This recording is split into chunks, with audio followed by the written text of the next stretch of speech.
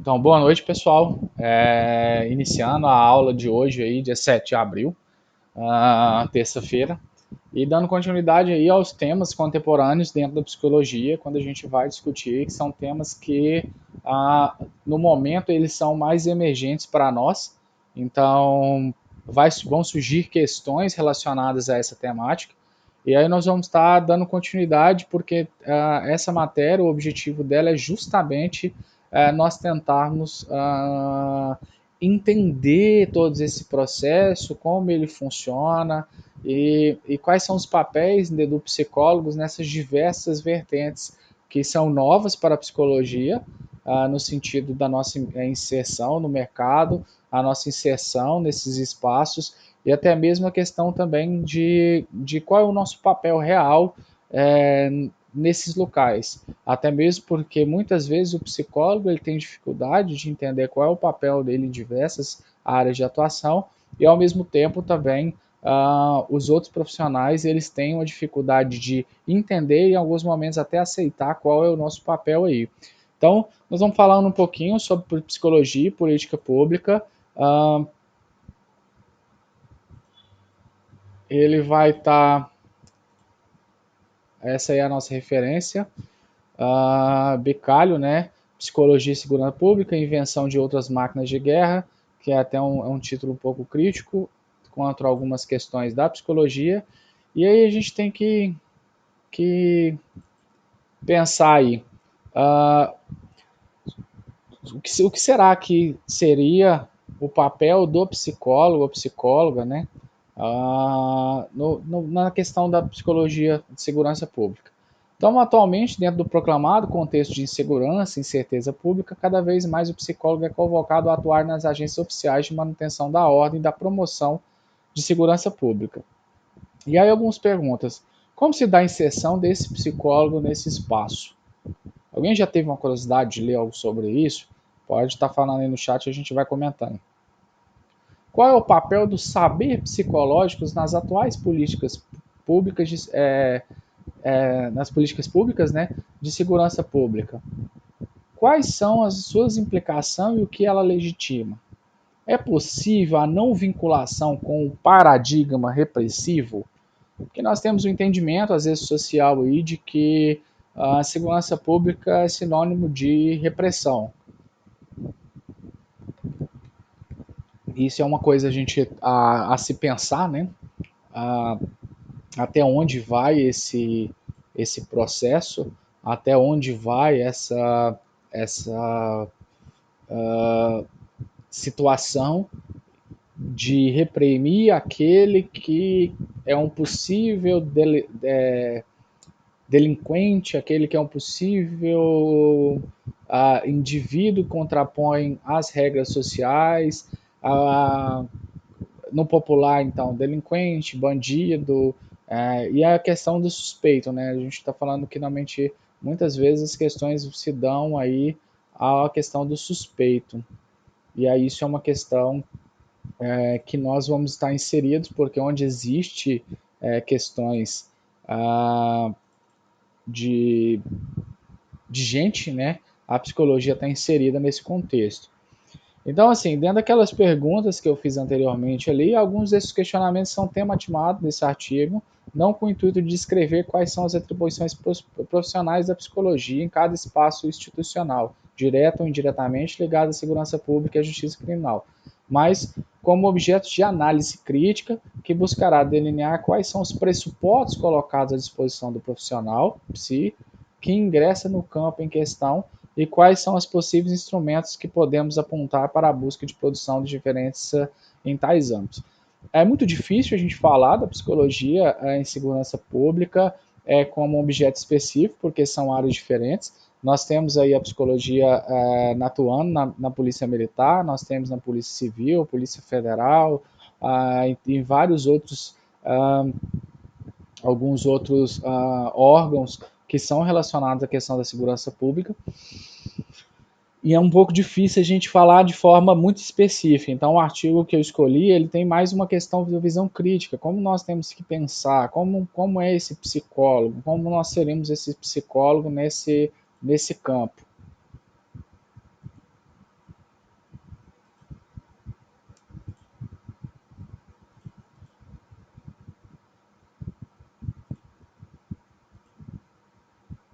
Só um minuto.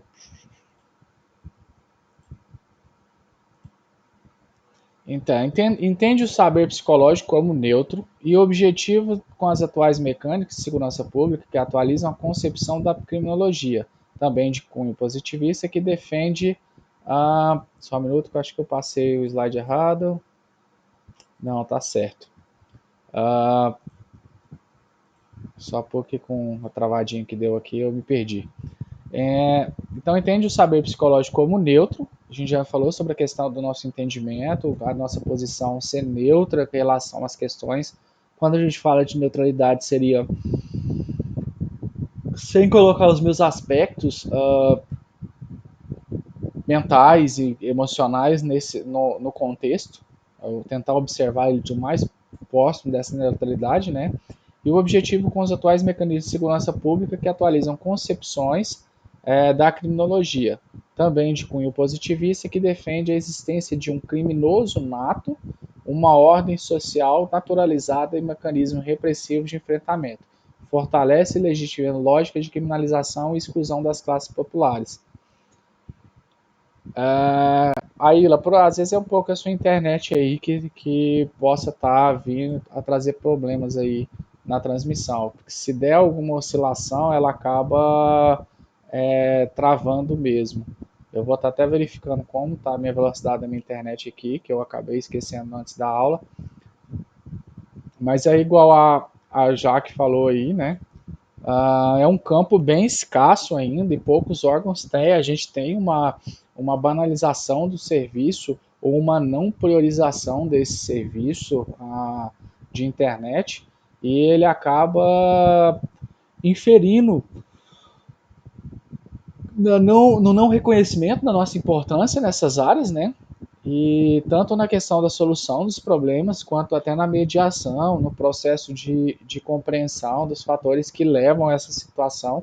Então a gente pode estar atuando nisso tudo e às vezes algumas profissões elas não entendem essa importância ou não dão a importância como deveriam de alguma forma.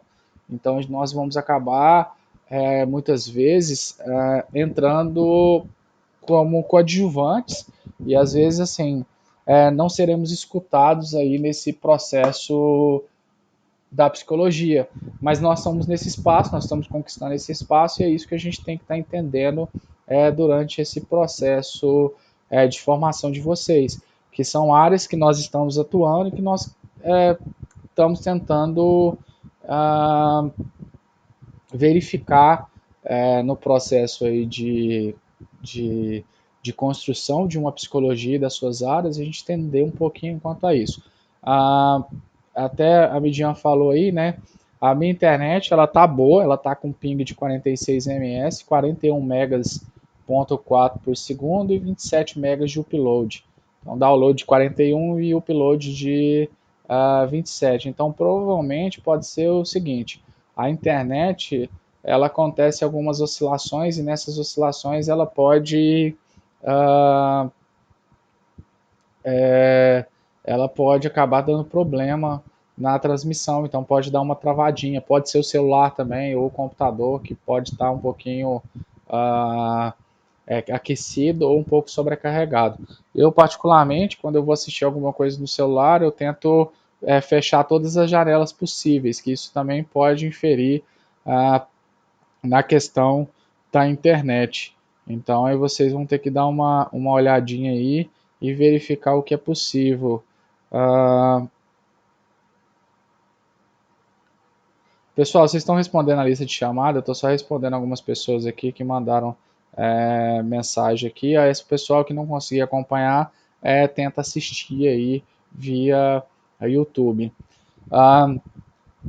Então, assim, só para a gente entender e dando continuidade aqui, então a gente tem que entender o seguinte: nós temos uma concepção cultural que o criminoso ele nasce criminoso, é uma questão de ruindade dele.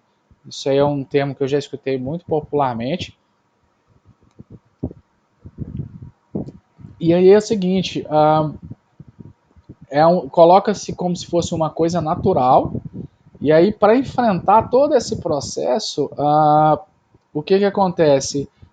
É necessário repreender, reprimir, usar esses tipos de meios e essas lógicas, né, de opressão para poder fazer com que resolva-se esse problema social que é a criminalidade, porque é um problema social, porque a criminalidade traz violência, traz algumas questões, uh, algumas questões uh, faz vítimas, porque um assalto ele pode ser traumático para as pessoas, esse assaltante pode cometer um crime mais violento, causando uma perda maior para as pessoas que estão ali, etc. E aí umas questões são que tem que ser discutida aí. Eu vou estar tomando bastante água durante essa aula, que aqui em Araguaína está com sensação térmica de 32 graus, agora às quase 9 horas da noite. Então eu vou acabar interrompendo um pouquinho a aula de vez em quando. Então, a Manuela perguntou aqui que seria trabalhar com os presos e os policiais. A psicologia dentro da segurança pública, ao meu ver, até adiantando um pouco, que a gente vai acabar discutindo algumas questões, não adianta eu trabalhar com um lado. Não adianta eu trabalhar só com o preso, e não só também com a vítima. E também não só com aqueles agentes que estão ali diariamente. Todo mundo está me escutando bem? E aí o que acontece? As pessoas que estão relacionadas à segurança pública, policiais, etc., elas têm que estar também sendo trabalhadas. Por quê? Porque esse processo é um processo estressante para esses indivíduos que estão ali diretamente ligados com essas situações. Ao mesmo tempo, essas pessoas têm seus problemas pessoais e aí elas podem começar a absorver toda essa circunstância e essa lógica aí. E o problema dessas questões é que nós temos um sistema que acaba seguindo essas lógicas opressivas, né? E, e aí nós temos essa lógica opressiva e aí o que acontece? O problema dessa opressão que acaba fortalecendo e legitimando algumas lógicas de criminalização e exclusão das classes populares. É aquela diferença que a gente às vezes vai discutir. Estou assim, com essa roupa, trajado, e eu estou andando na rua e a viatura passa por mim e ela não me aborda. Mas se eu estiver num bairro de periferia, tiver algumas características que são consideradas de pobreza, provavelmente eu vou ser abordado e eu vou ser colocado como criminoso. Eu já vou ser abordado de forma a entender que eu sou um suposto criminoso. Boa noite, Vicente. Então, assim, nós vamos ter que tentar entender que o nosso papel aí, enquanto psicólogos, seria justamente tentar mudar um pouquinho dessa realidade. Então, só um minuto. Tem hora que ele flui bem esse programa e tem hora que ele não flui. Então, com o auxílio de alguns conceitos e ferramentas de análise institucional francesa, analisaremos os pressupostos presentes nas atuais políticas de segurança pública e apontaremos possíveis saídas para os psicólogos que atuam nesse campo. Foi esse motivo que eu escolhi esse material, para a gente entender o que a gente vai ter nesse processo. Então, essa foi a introdução do material.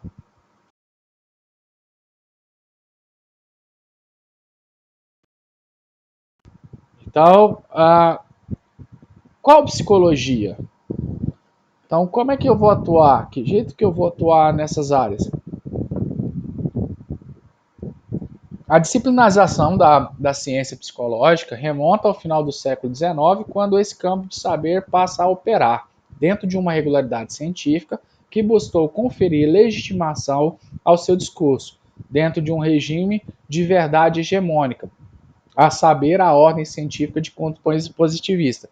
A gente entendia que a psicologia, na verdade, não era considerada uma ciência, porque não tinha como comprovar até o presente momento, naquela época, sobre a questão de que era uma ciência, e depois de comprovada essa questão da ciência, a gente começou a discutir sobre essa questão aí da disseminação, como é que é aplicada, como é que vai ser utilizada essa psicologia nas diversas vertentes dela. E aí o Michel Foucault, ele em 2012, né, a publicação de 2002, a psicologia no século XIX ostentou duas preocupações, que eram alinhar-se com as ciências da natureza e encontrar no homem o prolongamento das leis que regem os fenômenos naturais. Então eles apareceu essa dualidade aí de a gente tem essa questão aí dessas duas vertentes. O alinhar com as ciências da natureza, que são as ciências naturais, física, química, biologia, etc. E encontrar no homem o prolongamento dessas leis que regem os fenômenos naturais. Então a gente começa a querer buscar isso também. A pergunta da Pan aí. Não, fica tranquilo, Pan, que a sua pergunta foi bem pertinente. Como o psicólogo pode ajudar a desconstruir esse estereótipo preconceituoso? Nós teríamos que ter a oportunidade de atuar nas diversas situações e a gente teria que tentar atuar nessas diversas áreas, principalmente com aquela pessoa que está trabalhando nessa área, mas também com as pessoas que são vítimas dos processos todo, na não construção de um padrão, de um não entendimento de que todas as pessoas ali são da mesma forma. O maior problema do ser humano, de modo geral, e a gente posso falar da cultura brasileira principalmente, é que é assim, nós temos o péssimo hábito de generalizar. Então, nesse processo, o que acontece? Nós acabamos generalizando, entendeu? É pobre, negro, tá na periferia, é bandido. Isso é uma questão de generalização. Se a gente for entender que, basicamente, a maioria da nossa população é negra, ou de origem negra, com características da raça negra de forma geral. Então, o que acontece? Nós temos essas vertentes de generalização. Então, toda mulher é isso, toda mulher que se veste assim é isso, toda mulher que usa o cabelo dessa forma é isso, todo homem que veste dessa forma é aquilo, todo homem é isso, todo homem é aquilo. E aí nós começamos a fazer um processo de generalização para tudo. E aí o que acontece? A criminalidade ela existe em todas as instâncias, mas ela é mais visível naquela advinda da periferia. Por quê? Porque normalmente a necessidade lá é maior, e os roubos e os assaltos e as violências acabam sendo mais evidentes desse grupo, que não é um grupo que está cometendo a violência o tempo todo. Vamos colocar o seguinte, às vezes numa favela vai ter 20% de pessoas criminosas, entendeu? Eu estou colocando uma suposição, pode ser menos ou pode ser mais do que isso. Só tem que, automaticamente vai falar assim, ele foi preso roubando, provavelmente é da favela, entende? Aqui em Araguaína a gente tem alguns bairros. Se de repente falar assim, o fulano de tal foi preso e era do bairro tal. Aí, tinha que ser desse bairro, entende? Então nós temos esse processo de generalização que influencia muito aí. A Rafa falou que são poucas pessoas que querem entrar nessa área. Rafa, eu discordo. Eu acho que não são poucas pessoas que querem entrar. O problema é que os processos seletivos são poucos, as vagas são poucas. Eu acho que a demanda de psicólogos que gostariam de estar nessa área é maior do que as vagas a serem preenchidas. Então a gente tem essa dificuldade. Eu, particularmente, gosto muito dessa área e se tivesse oportunidade eu faria concurso para essas áreas também. O Felipe pergunta aqui, professor, e deve partir de nós, como praticamente psicólogos, ajudar nessa desconstrução em relação ao negro, ao afeminado, à mulher que tem trejeitos masculinos e por aí vai, em pauta a questão do negro como sempre visto como bandido, traficante, etc. Sempre que pudermos ajudar as pessoas com informações, também constituem da sociedade. Então, Felipe, é muito importante essa sua fala aí, eu acho que ela também casa bem com as perguntas da PAN ali. É uma questão seguinte, nós somos agentes construtores e desconstrutores dos aspectos culturais, isso como indivíduos. Como a nossa profissão, que é direitos humanos, e esses direitos humanos eles são universais, eles valem para todos os seres humanos do planeta, e aí aqueles países que assinaram tratados relacionados aos direitos humanos, nós temos que entender o seguinte: a nossa cultura é um repasse de coisas que vamos entendendo como sendo certo. Então, por exemplo, manga com leite faz mal. Passou, entendeu? Hoje se começa a querer se desconstruir, mas quanto tempo ninguém nunca comeu? Isso veio lá dos escravos, entendeu? Na época de manga, eles falavam para os escravos que não ia liberar muito leite, porque se comesse os dois morria. O cara não ia testar. Se eu falar para você isso faz mal, a não ser que você tenha um intuito suicida aí, ou você seja muito cético, você não vai experimentar se aquilo faz mal a ponto de te matar, entendeu? Então, assim, aí o que acontece? Esse aspecto ele foi trazido e hoje ainda tem pessoas que falam, não pode comer manga com leite, não. Por quê? São aspectos culturais que vão sendo repassados geração para geração. E a questão do negro é porque, assim, a gente tem uma questão da cultura histórica de escravizado.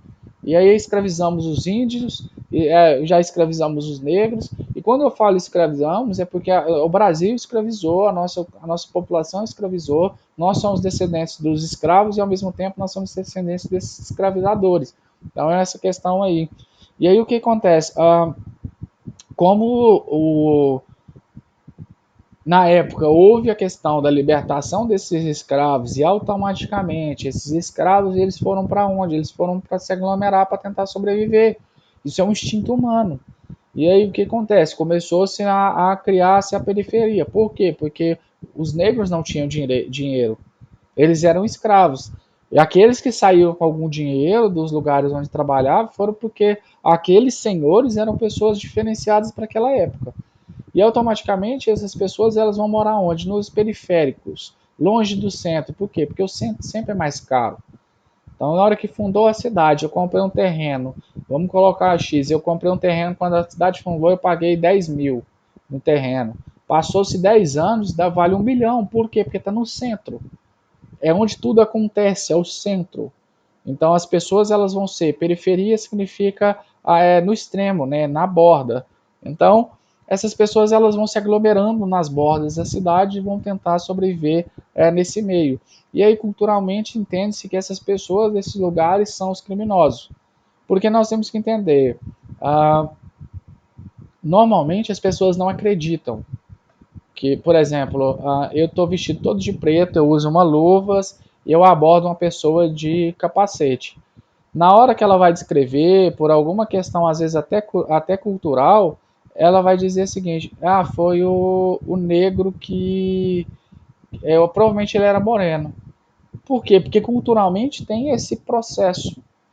Entendeu? Eu já escutei várias pessoas falar: não, mas é porque é assim, como se fosse uma regra. Entendeu? Como se fosse não tivesse nenhuma. Não tivesse criminoso fora daquela realidade. Sim, Felipe, é enraizado. Isso é uma questão cultural e a gente tem que começar a quebrar esses paradigmas. O Vicente complementa aqui, até porque muitas das angústias. Peraí. Até porque muitas das angústias que o cliente vem até os consultórios ou busca a psicoterapia na modalidade que for, vem devido a produtos de sociedade infundidos nas pessoas. Dentro da psicologia social, nós somos frutos da cultura. Eu sou fruto do meu meio. Entender? Independente da teoria, abordagem que você vai pensar a sociedade, nós temos que entender que esse contato do meio ele faz o indivíduo. Nós somos frutos da regra da sociedade que nós vivemos, da regra social da nossa casa, daquela pequena cidade, daquele estado. Então a cultura do Tocantins é diferente da minha terra de Minas, uma questão cultural. E dentro de Minas, a região X, então eu sou do Triângulo Mineiro. Se a gente for lá para a região central, ou para o sul de Minas, ou para o Vale do Jequitinhonha, tal, nos outros lugares lá, nós vamos ter culturas diferentes. E aí o que acontece? Nós somos fruto dessa cultura. Não adianta a gente achar que nós somos totalmente independentes, porque até o nosso pensar ele é bem baseado nessas questões tipo assim, dessas questões que são culturais. Então, nós vamos entender que essas influências elas vão influenciar o tempo todo. Então, um exemplo simples que a gente vai sair desses aspectos mais radicais, mas, por exemplo, se eu falar para vocês que o meu café da manhã foi cuscuz, super normal, entendeu? Tá dentro do padrão da cultura daqui. Se eu falar para o pessoal de Minas, uh, pode ser que eles vão pensar de uma forma diferente, porque lá na minha região, pelo menos, não tem esse hábito. Se eu falar que o meu café da manhã foi panquecas com mel, ou, por exemplo, ovo com bacon, para muita gente isso vai ser estranho.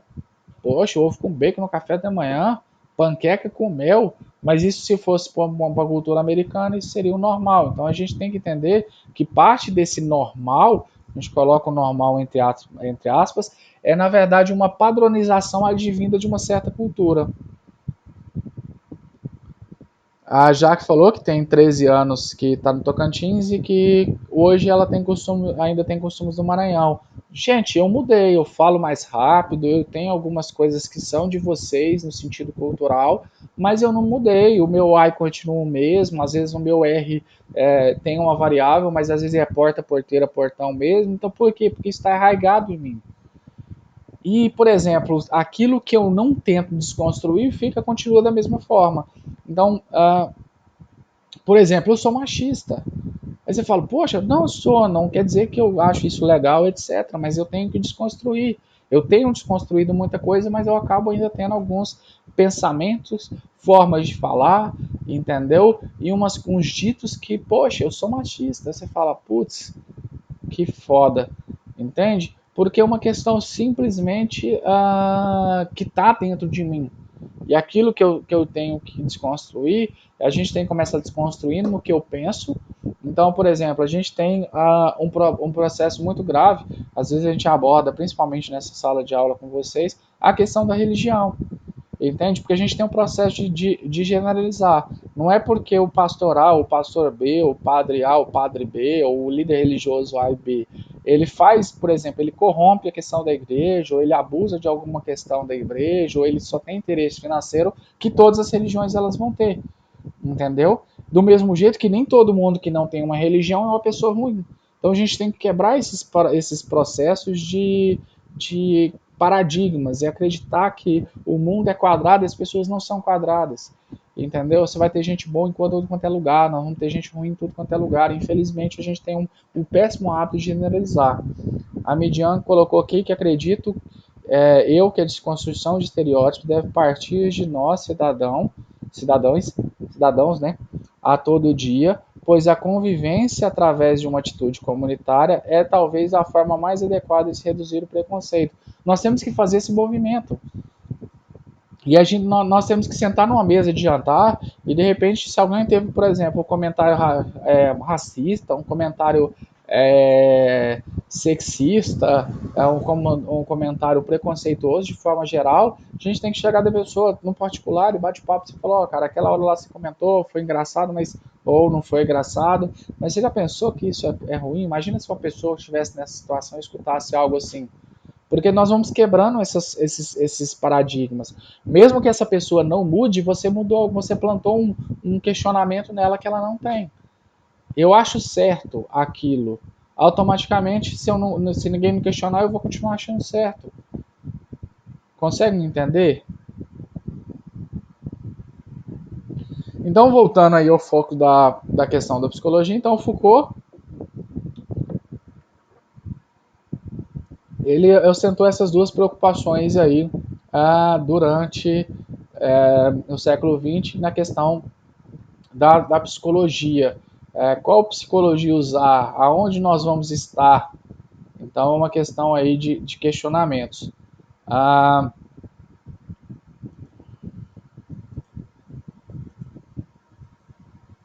Só um minuto.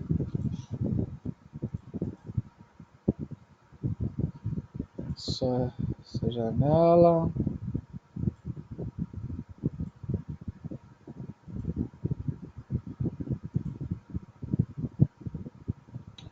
Então, esse empreendimento levou a psicologia a alinhar-se aos pressupostos positivistas de ciência, que exigiam que se pretendentes a objetividade, a neutralidade, a experimentação e a generalização. Tal psicologia dita científica, segundo Foucault.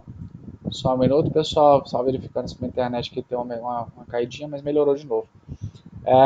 Então, da psicologia dita científica, segundo Foucault, procurou ancorar-se em dois postulados: que a verdade do homem está exaurida em seu ser natural, que o caminho de todo conhecimento científico deve passar pela determinação de relações quantitativas, pela construção de hipóteses e pela verificação experimental. Então a gente começa a trabalhar a questão da psicologia como ciência e nós usamos essas vertentes positivistas para comprovar que psicologia é ciência. Nós passamos a seguir que a verdade do homem está exaurida em seu ser natural e que o caminho de todo conhecimento científico deve passar pela determinação das relações quantitativas, pela construção de hipóteses e pela verificação experimental. Então nós temos essa questão aí de construto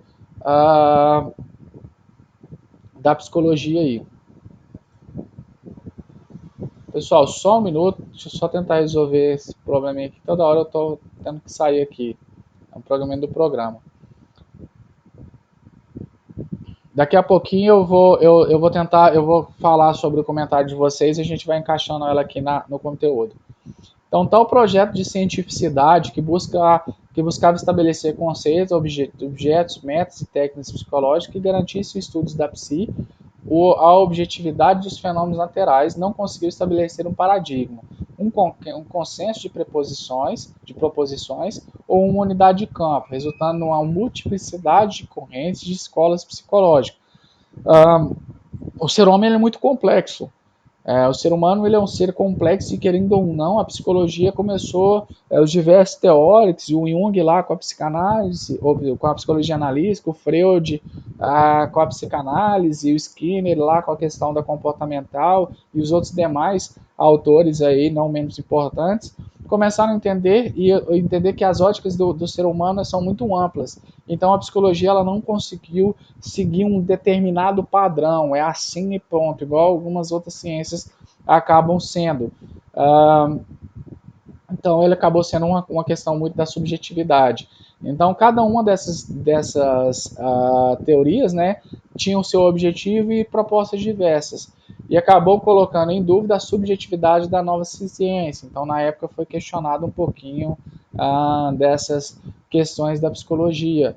Por quê? Porque a psicologia não era algo exato, era uma coisa mais diferenciada. Então nós tínhamos essa confusão aí nesse processo. Então, o indivíduo ele passa a estudar psicologia, ele começa a entender que toda a psicologia é muito ampla para essas questões. Só um minuto que sumiu de novo. Então, tal configuração do campo psicológico foi muito bem analisada por George Canguilhem, que definiu a unidade da psicologia mais como um pacto de coexistência pacífica concluído entre profissionais do que uma essência lógica, obtida pela revelação de uma constância numa variedade de casos. A psicologia não é uma ciência exata, então a gente entende que, por exemplo, é uma coisa um pouco difícil nós entendermos, porque o ser humano não é uma coisa exata. Nem todas as pessoas vão da mesma forma. Só fazendo um adendo aqui, que é a questão dos comentários que vocês estão fazendo aí durante a aula. Eu vou lá na questão do... Voltando aqui. A Pamela ela falou, eu acho muito difícil construir esses padrões de preconceito. É tão enraizado na cultura e para ter uma modificação real, o outro tem que estar aberto, né? E isso é o que é o mais complicado. Sim, as pessoas elas não vão mudar da noite para o dia, isso é um pouco difícil. O Vicente falou que concorda com a colocação da Vidian, e nas relações devagarinho ir desconstruindo. E ele complementa que também acha difícil, igual a Pan falou, se ninguém fizer nada vai ser pior. Então, se a gente não começar a quebrar, e ele utiliza o ditado: a água mole em pedra dura, tanto bate até que fura. A gente fazer esse trabalho de formiguinha, de tentar quebrar esses paradigmas no nosso meio social em volta, para a gente conseguir no futuro ter uma coisa melhorzinha. A Pamela concorda, né, que tem que sentar sempre, temos que persistir e sempre mostrar que existe um outro lado, porque senão essas pessoas elas não vão ver esse outro lado. A Midian fala que o preconceito está enraizado hoje por um dia lá atrás ter começado, né? Então cabe a nós hoje fazer um novo movimento com novas atitudes e com conceitos que para os anos vindouros nossos filhos e netos possam ter outros comportamentos, atitudes e pensamentos. Então a gente pode, por exemplo, entender que nós temos que mudar isso agora, porque o futuro seja diferente de hoje. Aí o pessoal continuou complementando.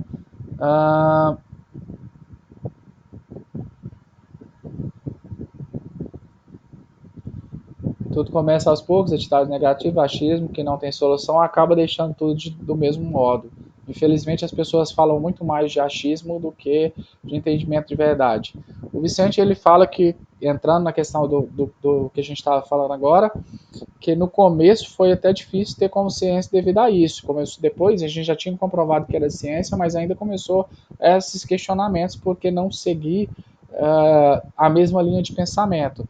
Nós conseguimos entender que a psicologia é uma ciência e essa forma múltipla de pensamento, porque antigamente a ciência que existia era uma coisa palpável, que eu consigo, e aí foi a psicologia comportamental, através dos experimentos, que conseguiu trazer a ciência, a psicologia para dentro da ciência, mas entender que a ciência não é uma vertente simples, nem tudo é palpável, nem tudo não pode ter um resultado previsível. Se eu jogar bicarbonato no vinagre, vai ter um efeito químico. Isso aí não é uma lógica. Pode ser aqui, pode ser na China, pode ser em qualquer outro lugar. Não importa o lugar do mundo que eu esteja, o efeito químico vai ser o mesmo. Se eu jogar uma pedra, isso é química. Se eu jogar uma pedra para cima, ela vai cair. Isso é física. Então nós não temos isso em qualquer lugar do mundo. E quando a gente vai tratar de ser humano, a gente não consegue isso.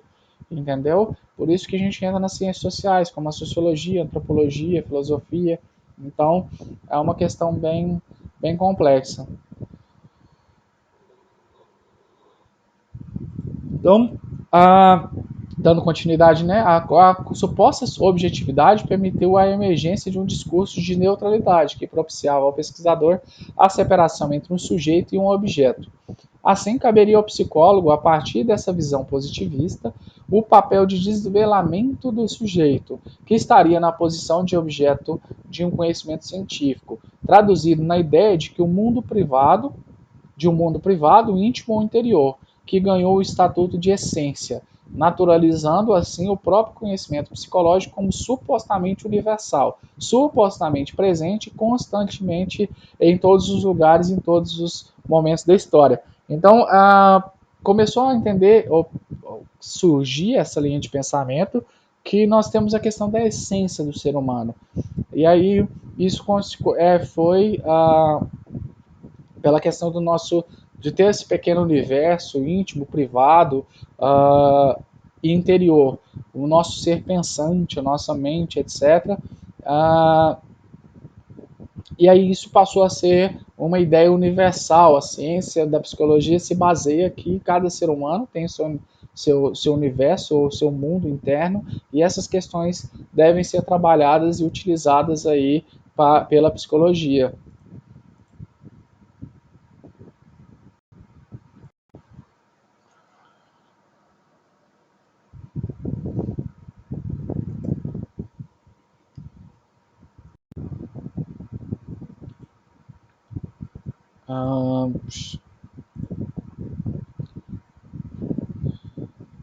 Espera só um minuto. É isso mesmo. Segundo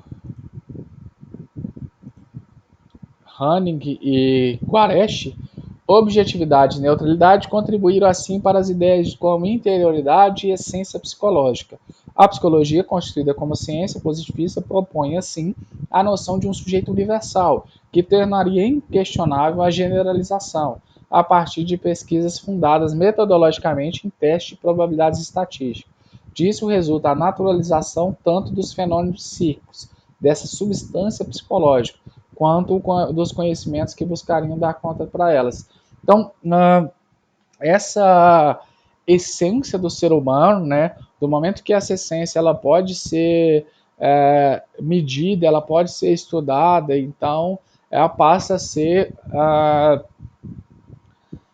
natural os tantos os fenômenos psíquicos, porque nós temos essa essência psicológica, essa substância psicológica aí, que seria o resultado dos comportamentos, pensamentos e questões do ser humano. Então aí todos esses conhecimentos eles tentariam dar conta exatamente dessa base aí da psicologia. Tá claro até aqui?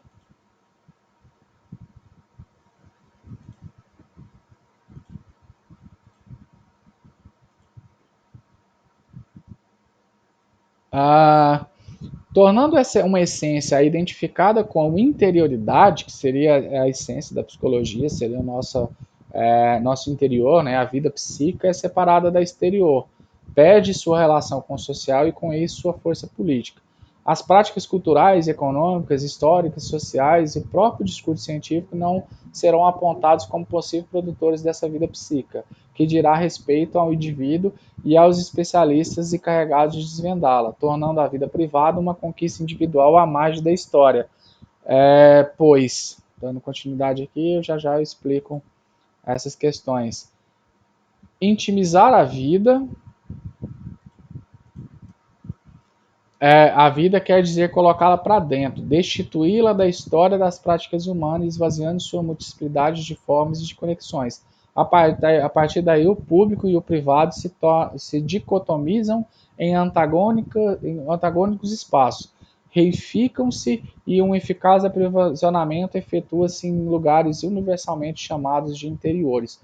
Ah, Devido a essas questões da psicologia, a gente passou a ter processo de generalização.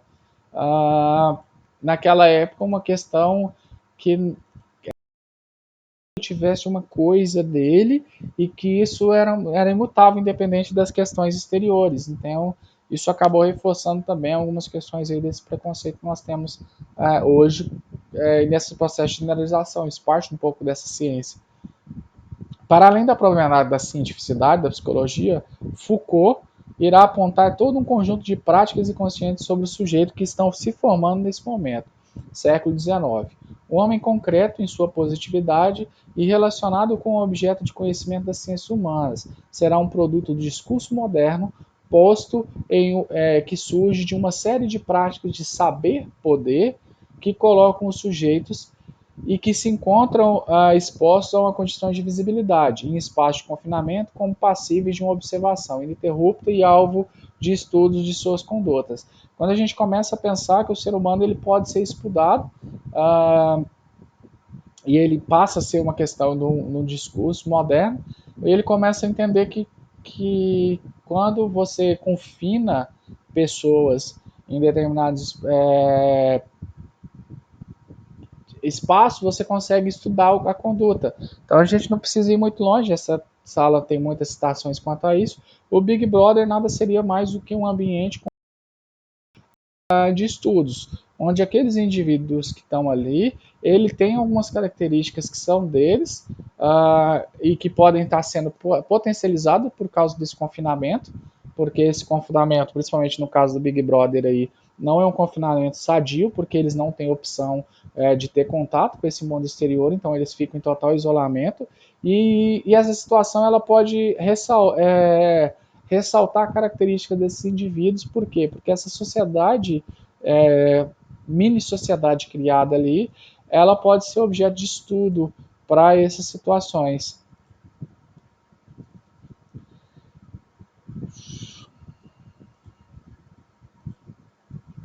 Ou seja, não seria a possibilidade de um olhar mais atento ou mais preciso sobre sujeitos confinados que permitiam um melhor desenvolvimento das práticas científicas, mas sim as próprias práticas científicas a partir da possibilidade de produzir um saber sobre o confinado.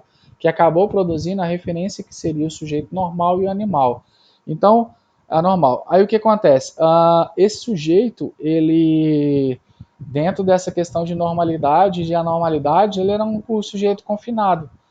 Você começa a estudar e você começa a entender que aquilo é padrão normal e aquilo não é normal e começa a se definir regras para isso, como se fosse uma matemática, uma coisa mais exata. Então, até falando de forma crítica nesse ponto.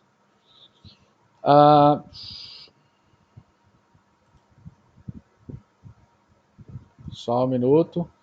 Pessoal, só um minuto que eu já volto. Só vou verificar aqui o que eu consigo fazer para não ficar toda hora tendo que fazer os processos para voltar aos slides.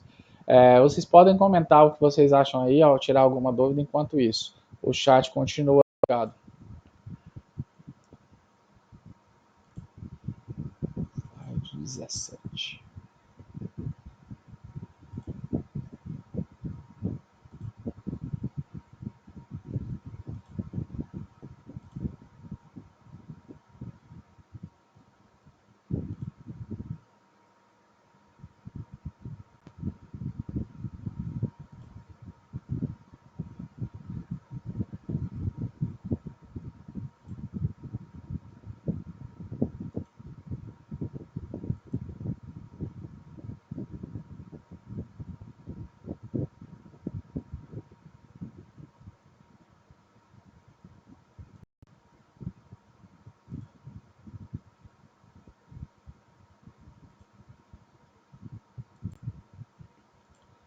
Pronto, vamos ver se agora vai ficar. Então, ao problema da normalização das condutas, um grande espaço de confinamento, uma série de especialistas irão se apresentar para garantir a aplicação eficiente da norma e a separação e exclusão daqueles que não se enquadram em tais padrões. O exame, além de uma técnica de classificação, julgamento e medição dos indivíduos, possibilitará a máxima individualização dos casos, produzindo em cada alvo um efeito específico de poder, guiado pela função da norma e do desvio. Então a gente começa a entender que nesses processos aí o certo e o errado, as regras de conduta, elas vão variando dentro desses ambientes. E aí a gente começa a estudar esses seres aí como objeto de estudo específico e começa a ver qual o efeito que aquela norma faz com aquele indivíduo. Nós podemos perceber, por exemplo, eu não estou assistindo Big Brother, não estou acompanhando, mas assim, já acompanhei outros momentos passados. Nós temos, por exemplo, o entendimento de que essas pessoas naquele lugar ali acabam ressaltando algumas questões deles. E aquela situação, cada um lida de uma forma diferente. Nem todo mundo vai conseguir lidar da melhor forma possível.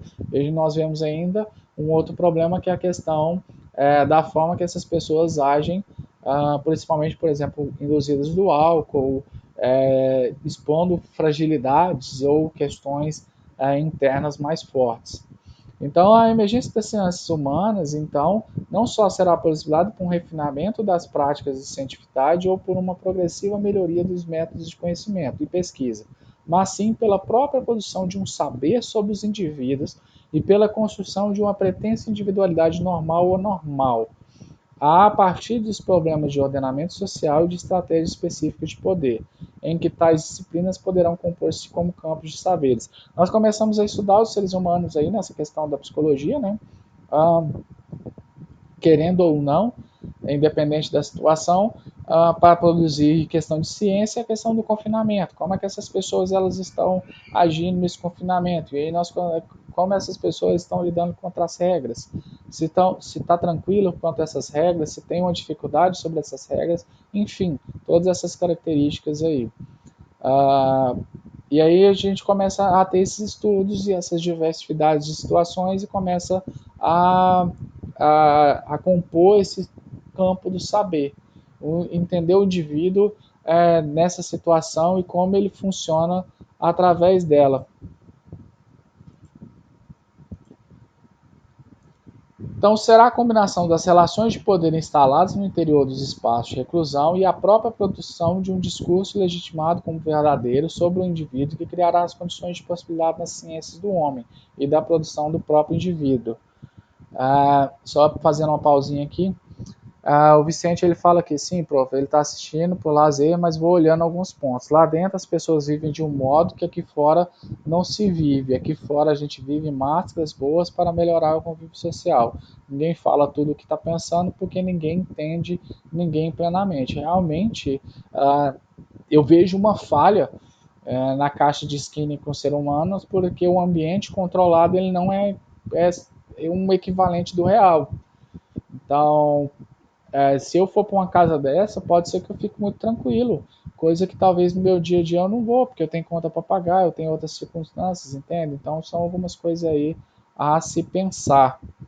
Então acho que é uma questão bem reflexiva mesmo. E ao mesmo tempo nós temos, por exemplo, nessa situação nós temos algumas características e algumas situações que elas vão acabar sendo ressaltadas nessa situação. Professor, a Rafa perguntou, né, que professor, sempre vai ter os profissionais para ajudar o psicólogo nessa área. Nós temos que entender que nossa profissão ela não é uma profissão individualista, nós somos multi, na mesma área, com pensamentos diferentes para contribuir em qualquer área que nós estivermos atuando. Nós vamos ter outros profissionais de outras áreas que vão trazer informações que às vezes eu não tenho. Então, às vezes não tem como eu saber exatamente quem está ali, quem não está. Então, assim, nós temos essas vertentes aí. E aí isso pode ser que vai fazer diferença no conhecimento, porque querendo ou não, eu tenho, eu tenho que entender qual é a ótica dessas outras pessoas para mim conseguir construir a minha própria ótica também. Porque se nós olharmos um objeto de uma só forma, nós veremos só um lado desse objeto. E às vezes eu vou precisar do conjunto que vem desses outros profissionais para fazer um debate, estudos de caso, enfim, para poder chegar a uma conclusão positiva. Respondi sua pergunta, Rafa? Então, assim, aí continuando aí, né, explicará Foucault que o indivíduo não é o outro do poder, é um dos seus primeiros efeitos. O indivíduo é um efeito de poder e simultaneamente, ou pelo próprio fato de ser um efeito, é seu centro de transmissão. O poder passa através do indivíduo que ele constitui. Então, querendo ou não, nós somos fruto dessa situação. Nós somos, ao mesmo tempo, o efeito desse poder e ao mesmo tempo nós somos o transmissor desse poder também. Então as regras vão passando por nós e nós vamos transmitindo esse processo também para frente, como seres sociais que nós somos e querendo ou não nós temos uma resposta a cada situação. Então nós podemos dar um exemplo simples quanto a essa questão aí de nós formos a nossa forma de agir nos diferentes âmbitos sociais que nós vivemos, né? Então, ao mesmo tempo, a nossa relação ali, as situações ali, as regras daquele local, eles vão me colocar mais ou menos à vontade, eu vou agir mais ou menos de uma forma ou de outra. Então, ora apontar as relações da psicologia como as disciplinas do século XIX é deslocar o falso problema de sua cientificidade, se é ciência ou não, para evidenciar as relações dos discursos psicológicos, como a microfísica do poder, com as estratégias políticas de ordenamento social e, consequentemente, com a produção de um modo normal de ser um indivíduo na sociedade. Então, a gente vai estudando aí nesse processo o que seria o normal de um indivíduo nessa sociedade e o que seria normal nessa sociedade. Porque aquele que consegue se adequar às regras e normativas sociais, ele é normal, e aquele que sai dessa normativa, ele passa a ser um ser anormal, e isso pode ser um processo patológico aí na vida do indivíduo.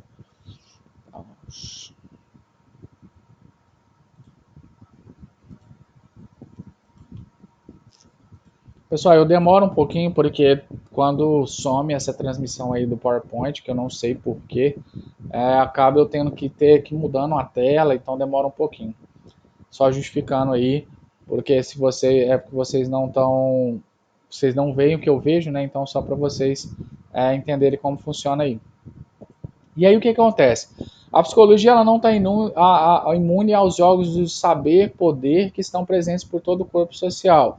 Muito pelo contrário, com a sua pretensão de ser neutra e objetiva, a psicologia buscou esconder seu poderoso suporte às diversas práticas de regulação social.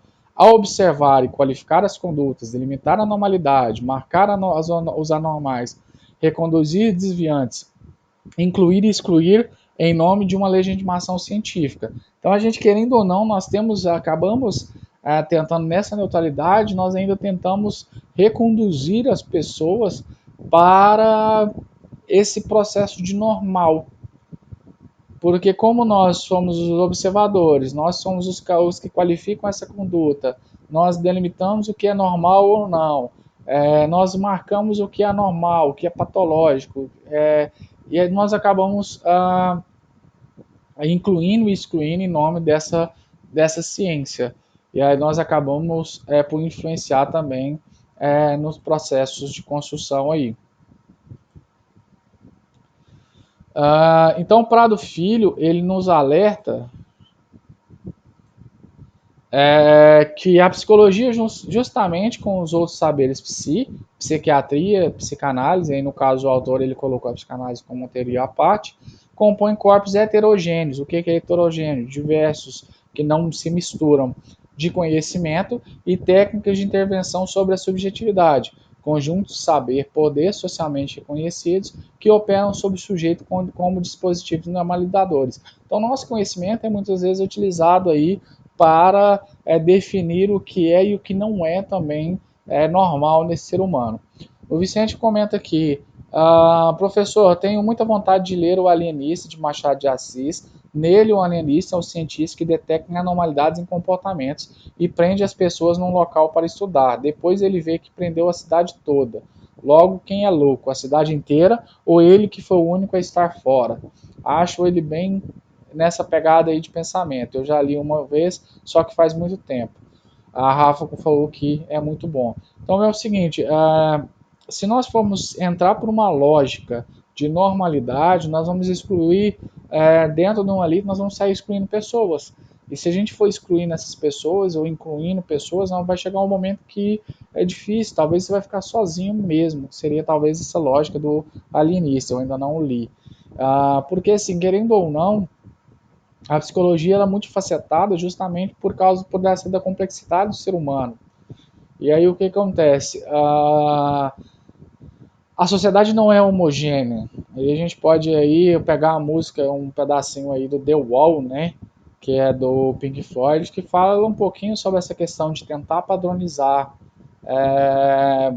através da educação, for colocar todo mundo dentro do mesmo quadrado, o que é impossível se a gente for olhar pela questão ótica. Pessoal, eu devo estar com alergia aí que está me incomodando um pouquinho. Então, dentro dessa ótica aí, nós temos, dentro da ótica da psicologia como ciência, nós temos essas questões aí, que é até meio difícil a gente definir o que é certo e o que é errado, porque a sociedade ela é mista e diferente. Então, é preciso sempre estar atento para a vinculação da psicologia com os mecanismos de ordenamento social, ou seja, juntar o conhecimento da psicologia com a questão da ordem social, com as subjetividades que o próprio saber psicológico ajuda a naturalizar e ou legitimar e os modos de vida que sinaliza como desviantes e inadequados, bem como para atentarmos aos mecanismos de segregação e dominação que estão presentes em nossas práticas enquanto psicólogos e para o fato de que nós mesmos, enquanto profissionais, estamos sendo produzidos e dominados por essa estratégia de poder. A psicologia está no epicentro desse poder. Ela está aí como ferramenta ou até mesmo como a gente classifica pessoas. Para nós entendermos que as áreas de psi, não só a psicologia, nós acabamos definindo o que é normal, o que não é, o que é patológico, o que não pode, o que não é, o que não é. Isso aí é uma coisa bem complicada e nós temos que tomar cuidado, porque quando nós vamos analisar essa sociedade e essas pessoas que elas não se adequam à norma social, de tentar entender a situação desse indivíduo, porque nós vamos acabar classificando ele de alguma forma. Isso pode trazer inclusão ou exclusão do mesmo. O Vicente comenta aqui que é a subjetividade que faz cada um ser particular. Daí voltamos do início da pluralidade do indivíduo. Infelizmente, não há um indivíduo padrão. Nós temos conjuntos de padrões e pessoas que se adequam a esses padrões em partes, entendeu? Porque hoje eu estou aqui, basicamente eu tenho a preocupação às vezes de vestir para dar uma aula virtual, a mesma coisa que eu visto para dar aula no presencial, entende? Talvez em partes, porque eu estou usando chinelo, talvez eu não usaria. Por quê? Porque o chinelo, um professor dando aula de chinelo, talvez não seria padrão, e esse padrão seria revogado, né? Pela minha atitude, e ao mesmo tempo poderia ser questionado. Então a gente tem essas questões aí da psicologia em si. Então, querendo ou não, nós acabamos classificando as pessoas e colocando elas como se fossem grupos. E isso pode ser aí um problema para a psicologia, até um questionamento crítico aí. Eu quero que vocês reflitam bastante sobre isso que eu estou falando e que vocês vão lendo aí desse material. Porque enquanto profissionais, nós somos produzidos por isso, por esse processo, e dominados por essa estratégia de poder também. Nós somos vítimas desse processo. Ao mesmo tempo, quando eu falo vítimas, é porque nós somos resultado, né? E ao mesmo tempo nós somos as pessoas que estão fazendo com que esse processo avance. Então é bem complicado essas situações. Em um texto provocativo, Coimbra, Lobo e Barros, eles denominaram a estratégia, não, o estágio em psicologia como uma formação dos agentes sociais de dominação. Olha a crítica dele, delas, né? As autoras analisam que o que ocorre nos estágios de psicologia é o adestramento de um estudante que será qualificado como profissional, sob o pretexto de adequar teoria e prática e estar preparado para a função de intérprete da ideologia dominante. Então eu queria que vocês refletissem sobre essa fala aí, eu vou até repetir ela, se vocês quiserem comentar alguma coisa, olha o texto, são três mulheres, né? Coimbra, Lobo e Barros. Elas analisaram o que ocorre nos estágios de psicologia e falam o seguinte: é o adestramento de um estudante que será qualificado como profissional sob o pretexto de adequar teoria e prática, porque o estágio seria basicamente o momento de você tentar acessar tudo que você aprendeu para isso na prática, né, fazer o processo de associação. Então, ela coloca que isso seria o pretexto. E está preparando para a função de intérprete ativo da ideologia dominante. Então, que nós acabamos sendo, talvez, replicadores da ideologia, da psicologia em si, daquele grupo social, da sociedade como um todo. Então, uma crítica bem reflexiva aí para nós. Intérprete no sentido de melhor traduzir e adequar regras, valores e condutas que edifiquem as diferentes lugares. Assim, denuncia-se que os psicólogos estariam sendo formados para trabalhar na sujeição dos indivíduos a estratégias de exploração sem perceberem que são também sujeitados por essas mesmas estratégias. E o Batista nos alertará do perigo no perigo, sumiu de novo, no perigo dos discursos chamados profissionais do psiquismo. Acho que o programa aqui já está querendo folga já. Nos alertará para o perigo dos discursos dos chamados profissionais do psiquismo. Eles, justamente com religiosos e artistas, estão presentes em nosso cotidiano, com uma fala que sugere a ausência de qualquer maldade e uma suposta neutralidade, amolando facas e preparando o solo para uma série de atos que irão materializar preconceitos, exclusões e violências no dia a dia.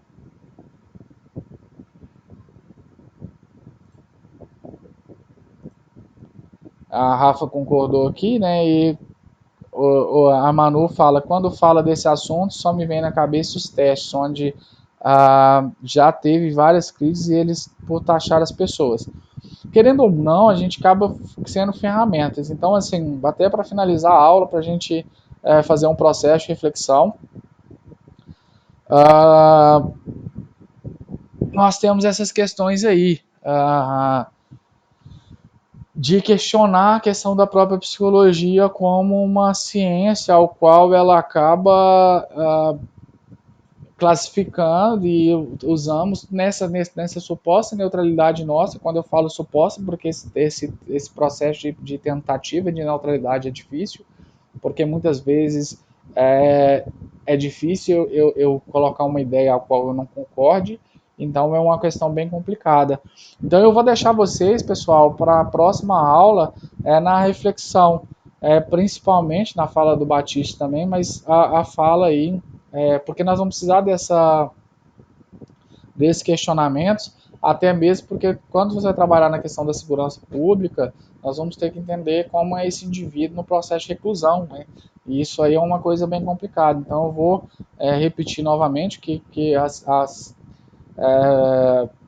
Coimbra, Lobo e Barros, né, as autoras, elas analisam nos estágios de psicologia o adestramento de um estudante qualificado, que será qualificado como profissional sob o pretexto de adequar a teoria e prática e estar preparado para a função de interpretativo da ideologia dominante, que muitas vezes nós estamos ali para concordar com aquela teologia, com a ideologia, né, a ideologia dominante que está ali, seja ela num intuito federal, por exemplo, numa ideia da psicologia como um todo, ou até mesmo da questão dos nossos líderes daquela instituição que você vai trabalhar, os seus líderes políticos, líderes religiosos, enfim, e dentro daquele cuidado que muitas vezes nós temos aquela ideia que é dominante. E querendo ou não, muitas vezes como nós acabamos classificando o que é normal, o que não é normal, o que é patológico, o que não é patológico, nós acabamos incluindo e excluindo as pessoas através desse processo de classificação. A Ediane, como estudantes em sociologia, todos nós abrimos mão de certas particularidades ou liberdades como indivíduo para vivermos em sociedade. Sim, conviver, gente, eu não sei, vamos fazer um Big Brother em casa. Na hora que acabar essa crise aí, a gente vai morar todos nós aqui, eu, professor, vocês, alunos, nós vamos morar todo mundo na mesma casa, entendeu? Ninguém vai poder sair dessa casa, não vai ter que conviver com o meio externo. Como é que seria isso? Entende? E até quando a gente ia conseguir ser neutros nessa circunstância? Porque a convivência social é uma questão necessária, mas ela é conflituosa, porque cada ser humano tem suas características. E aí até onde nós conseguiríamos ser pessoas tranquilas, etc. Eu vou te falar uma coisa, muita coisa poderia acontecer, os melhores amigos poderiam começar a ter conflitos, as pessoas que a gente acha que é totalmente diferente poderiam se tornar próximas, enfim. Muita coisa pode acontecer, por quê? Porque por ser um ambiente controlado, né, onde as regras seriam diferentes, e aí o que acontece? Seria uma caixa de Skinner, mas ao mesmo tempo os nossos comportamentos poderiam ser totalmente diferentes desse convívio social externo, porque quando eu estou num convívio social interno, a gente talvez partiríamos para uma política de boa vizinhança e criaríamos regras para esse grupo para poder conviver melhor. Então, tipo, o dia que eu estou de mau humor, eu não saio do meu quarto. E aí isso vai ser um ótimo porque a gente vai evitar conflitos possíveis. Pode ser que uma regra dessa venha a surgir, não porque alguém delimite essa ideia, mas pode começar a surgir as micro particularidades desse ambiente social micro.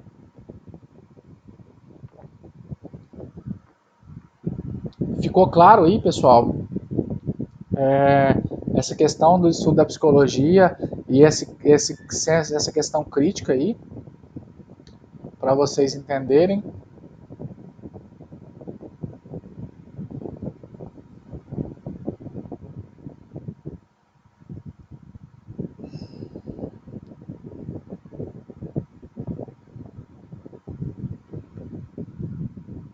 Sim, nós estamos vivendo um momento de isolamento. O que acontece? Eu, particularmente, eu ainda saio de casa para trabalhar alguns dias na semana, que eu estou trabalhando por escala. E nós temos esse ambiente que, por mais que ele seja virtual, ele é real. Então, automaticamente, nós saímos um pouco de casa e viemos para esse ambiente aqui, ao qual a gente vai tendo um diálogo social. Mas, ao mesmo tempo, a gente vê que os conflitos eles vão surgindo. E aí o que acontece? a pessoa ela começa a ter conflitos, porque esse excesso de convivência vai ressaltando algumas questões, e as preocupações com o meio externo vão influenciando esse comportamento. E a Lidiane deu um exemplo aqui, a pessoa gosta de andar nu em casa, mas não pode fazer isso na rua. Sim, a não ser que você mora numa cidade nudista. Aí você pode andar nu na rua, porque lá naquele local é uma regra social permitida. E existem comunidades que vivem dessa forma no Brasil. Ah, por quê? Porque as nossas regras sociais de casa, elas não se adequam da rua. E as regras da rua nem sempre se adequam às regras de casa. Entendeu? Então isso fica um pouco mais difícil. Então, por exemplo, se a gente fosse morar todo mundo numa casa, igual eu sugeri ali com a caixinha de Skinner, talvez a gente não poderia fazer as mesmas coisas que nós fazemos na nossa casa, os mesmos hábitos. Eu faço dessa forma em casa, mas como eu vou ter uma convivência social diferente, seria diferente. Então nós teríamos algumas situações. E aí a gente abriria mão de o direito para conviver na sociedade ou ah, nós não abriríamos a mão desse direito e nós teríamos conflitos sociais, entendeu? Então aí ficaria bem complicado. E a Manu tinha falado lá que a quarentena é quase uma caixa de Skinner, e aí basicamente é se pensar mesmo nessa possibilidade. Tá certo, pessoal? Então eu vou encerrar por aqui a questão da gravação e aí a gente fica um pouquinho discutindo algumas coisas que vocês tiverem dúvida. Então, tchau para vocês.